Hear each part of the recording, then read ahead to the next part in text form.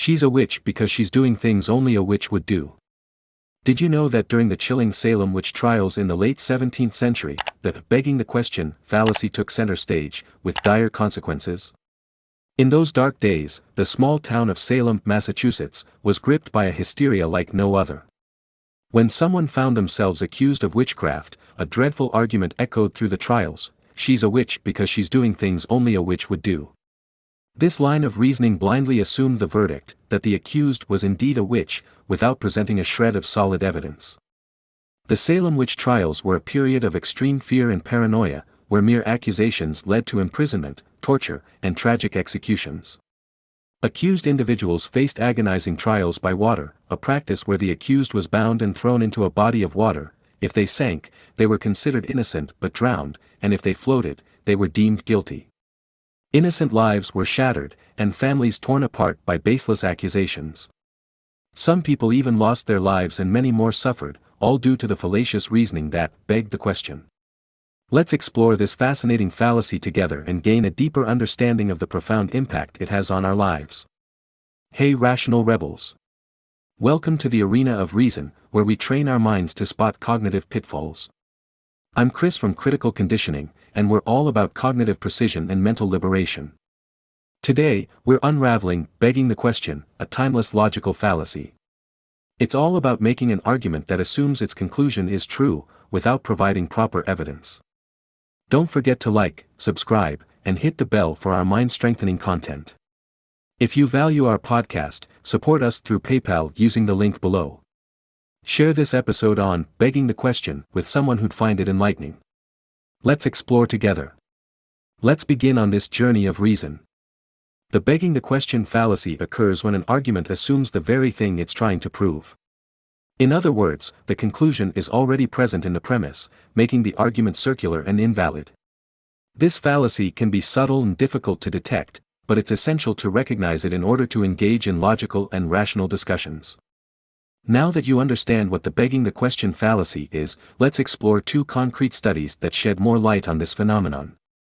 1. A study published in the Journal of Experimental Psychology, General investigated how people evaluate circular arguments.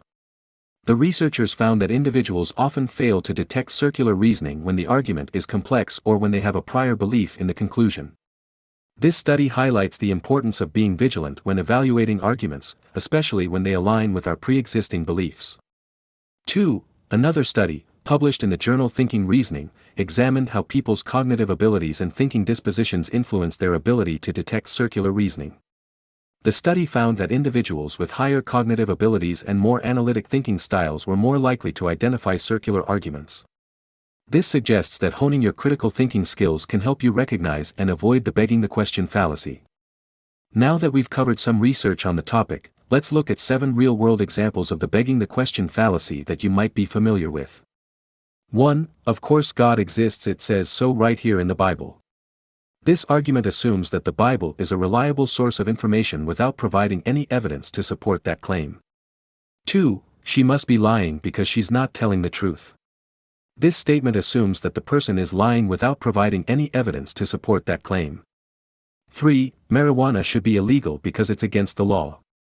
This argument assumes that the law is correct without providing any evidence to support that claim. 4. You can't give me a lower grade because I'm an A student. This argument assumes that the person is an A student without providing any evidence to support that claim. 5. The reason everyone wants the latest iPhone is that it's the best smartphone on the market. This argument assumes that the iPhone is the best smartphone without providing any evidence to support that claim. 6. He must be guilty because he was accused of the crime. This argument assumes that being accused of a crime means that the person is guilty without providing any evidence to support that claim. 7. I know I can trust him because he's never lied to me before. This argument assumes that the person has never lied without providing any evidence to support that claim. Now that we've covered some examples, let's explore individual differences that may make some people more susceptible to the begging the question fallacy. While there isn't a definitive answer on who is at the highest risk, research suggests that individuals with lower cognitive abilities and less developed critical thinking skills may be more likely to fall for this fallacy. Additionally, people who are more inclined to accept information that aligns with their pre-existing beliefs may also be more susceptible. To help you spot and avoid the begging the question fallacy, consider these tips. 1. Develop your critical thinking skills. Strengthening your ability to analyze and evaluate information can help you recognize circular reasoning and other logical fallacies. 2. Question assumptions. Always examine the premises of an argument and consider whether they're supported by evidence or if they're assuming the very thing they're trying to prove. 3. Look for alternative explanations. Don't accept an argument at face value, especially if it aligns with your pre-existing beliefs. Consider other possibilities and explanations that might challenge your assumptions. Now let's discuss some tips on how not to fall victim to the begging the question fallacy. 1. Educate yourself on logical fallacies. Familiarizing yourself with different types of logical fallacies, including the begging the question fallacy, can help you recognize when you or others might be using flawed reasoning. 2. Be open to changing your mind. Adopting a flexible mindset and being willing to change your beliefs based on new evidence can help prevent you from falling for circular arguments.